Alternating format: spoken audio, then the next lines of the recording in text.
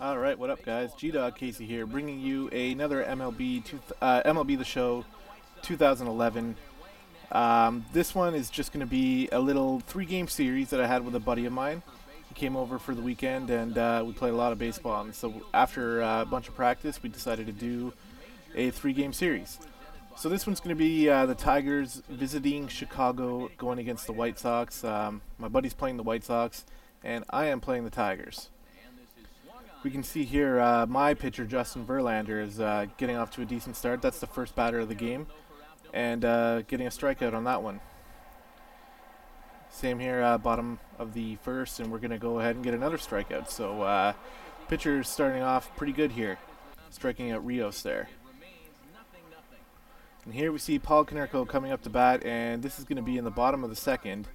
No one out yet, but there is 2 strikes, but that doesn't really matter because he's just going to take that one and crush it out into the left field to kick off the second inning with a nice solo blast there. So the White Sox are going to take a 1-0 lead as we watch Konerko round the bases and the fireworks in Chicago and all that fun stuff. Nice home run from him, and like I said, the White Sox get that 1-0 lead. So still in the same inning, this is actually the next batter. And Verlander's going to answer with a strikeout there, so he's not going to be rattled by a solo shot home run this early in the game. Picking it up now in the top of the third, and looks like a routine play, but oh shit, that right fielder screws that right up. And that hitter's actually going to run all the way to third, and he's going to be safe for a triple here. So big mistake out in right field, and this could be costly for the White Sox as the next batter coming up here, 2 outs. And he's going to manage to drill a single up the middle and score that run. So we're looking at a 1-1 game. And the Tigers are back in business. And throws it to home. And that looked like a out to me. But somehow the base runner there gets lucky and manages to sneak into second base. Alright, so here we go. Bottom of the third. White Sox trying to answer back. And he's actually going to hit a nice single right over the right over the umpire's head. Sorry about that. Fuck. Seems to happen like every video at least once. And then the next hitter here. Holy shit, is that out of here? Yeah, that is. That's out of here. I kind of wish the outfielder would have done something about that, but seems like he just wanted to let that one go over the wall. So a 3-run shot by Rios on this one. And the White Sox retake the lead in a big way, getting that 4-1 lead here. Man, sometimes I wish Rio was back with the Jays. So now it's the Tigers' turn to answer back here, and they're going to try to get something going. But a nice strikeout there from Jake Peavy, and I think it was at this point where Peavy just started dominating everyone. So we see another strikeout here, right on the edge of the plate. Very nice pitch. Batter's not too happy about that though. So bottom of the fourth now, and Verlander trying to come back here, trying to regather his wits as he's been allowing a couple home runs here. And it doesn't look like that's going to happen on this play. This one's hit right into the gap for a nice double. And I'm not sure if you noticed how the center fielder threw the ball here. I'm going to show you a little replay. This is a funny little glitch that happened in the game. Yeah. Looked like he threw it right off the back of the wall, and he threw it so hard it managed to bounce all the way back to second. Anyway, in the same inning, this hitter's going to hit a harmless ground ball to first, but that actually is going to score the runner who was on third. So getting another run here for the White Sox, and it's now 5-1 for them. Tigers trying desperately to get something done against Peavy here, but it's just not going to happen. Nice high fastball there, and he just whiffs on it.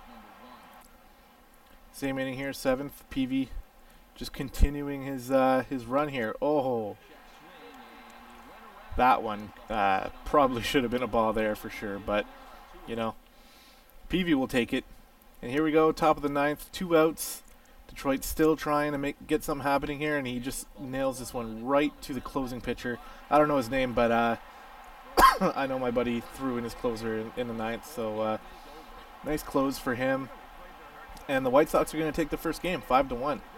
And I'm pretty surprised at this point because I've got a lot more practice in this game than my buddy, and he had a really nice game there, especially on the mound. As you can see, Jake Peavy, player of the game.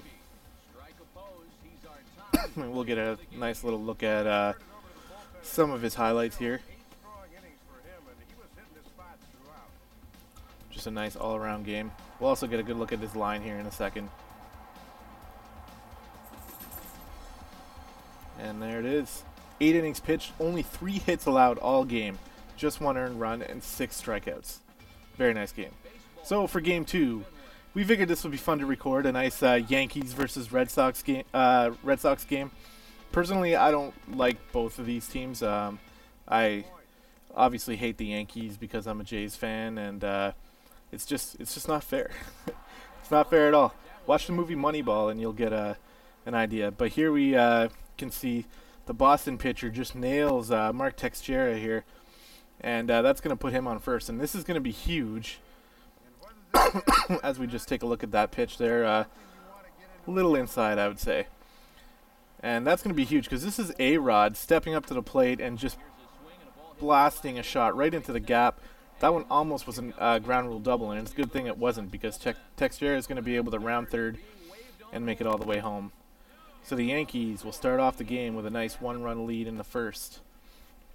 And our starting pitcher, CC Sabathia, starting the game off really well with a strikeout here. And he's just going to keep on rolling, as you can see. Now we're in the second, 1 out. 0-2 count. Nice fastball right on the inside. Don't know why he didn't swing at that one, but I guess I just got in his head a little bit. Here we go, same inning. Now there's 2 outs. This is David Ortiz, and he just lets this slider go right down the middle. He knows he should have swung at that one because he probably could have hit that one right out of the park. Now steps in Derek Jeter in the top of the third. No one's out. He's leading off this inning. And it's a 1-1 count, and bang! Right into the same spot. This one looks like it might go, and yes, it does. Right over the wall into the dugout. And Derek Jeter's going to lead off the third with a solo shot. So it's now a 2-0 ball game for the Yankees. And if Sabathia can keep on rolling, then that may be all they need. You can see here now we're in the bottom, and boom, inside fastball again. This time it was out of the zone. And that just fooled the hitter there. All right, picking things up in the fourth here. And that's the Boston pitcher, John Lester, I think. And he had a pretty good game, too. I mean, he allowed that 1 home run, and he allowed that 1 run in the first inning there. But he was staying on top of things, getting his strikeouts here. Sabathia with another inside fastball, and that's his go-to pitch for this game for sure. Just psyching the hitters right out. Here we have David Ortiz again. Looks like it's going to be inside, and oh, changeup this time, and Ortiz didn't even see that one coming, and he lets another pretty decent pitch go by. Bottom of the fifth now, full count, and Sabathia is just going to keep on rolling. Nice sinker to the I'm sorry, guys. Nice sinker to the inside corner there for another strikeout. And now we're going to see in the top of the seventh, the Yankees still not able to do anything against this pitcher. After the nice early start, Lester's been pretty solid, and it's still 2-0 in the seventh. But they got to get something done on the at the plate here when they're hitting, because if not, it's just going to be a 2-0 game. Sabathia, take a look at his line there. Only 2 hits through 6 innings, 8 strikeouts already. And there's another one. Another slider right down the center, and for some reason, Boston players just aren't swinging at those. Bottom of the eighth now, Sabathia. Oh, way a low pitch there, and the Boston hitter still swings at it and misses, which is pretty usual for this this game here. Sabathia is right on top of things. In the ninth, I was a little worried. He was throwing a lot of pitches, so I put in Rivera in the bullpen just to, you know, just for safety reasons. And wow, that left fielder makes a really nice catch on the wall there to save Sabathia's ass, because like I said, I got someone in the bullpen here, and the next batter coming up is going to smash a single. And I'm like, all right, okay, I can still deal with this. So I'm going to go ahead and leave Sabathia in for one more batter. And he hits another single right to the same spot. And at this point, I'm sweating a little bit. I'm thinking, like, okay, one more hitter. Just one more hitter for Sabathia if he screws this up, but he doesn't. Nice strikeout to end the game there. and the Yankees are going to take this one 2-0 in a brilliant game by Sabathia, who's obviously going to be the player of the game for this one. I'll show you a little bit of his highlights, and we'll take a look at his line at the end. It's pretty amazing. And this game was a fun one to play because I just got right in my buddy's head. He pretty much knew every time he had 2 strikes I was going to throw an inside fastball. He just didn't know if it was going to be inside the zone or outside the zone, meaning like right up close to him. And then I was able to mix in a few nice sliders in there to just confuse him. And yeah, it was a good game. 9 innings pitched, complete game shutout, only 5 hits allowed all game with 11 strikeouts. So here's the rubber match, Game 3. And obviously I'm going to take the Jays for this one. My buddy decided to take the Rangers. And we're going to be playing this one in Skydome here for the rubber match. So we're going to start off. Texas already up 1-0. And his pitcher, something Webb, I can't remember his first name, but he's going to start off the second inning with 1 strikeout. 2 strikeouts, another close call there. Those close ones were definitely favoring my buddy on this day. And the third hitter of the inning, he's going to strike out as well. So not looking too good for the Jays. Already down 1-0, and their pitcher, the Rangers pitcher Webb, is really doing some work early on. Here we go. Jays allowing another hit. There was already 2 runners on bases, 1 on first and 1 on third, and Ricky Romero's going to allow a hit there. So I'm going to take him out of the game. I wasn't happy with the way he was pitching.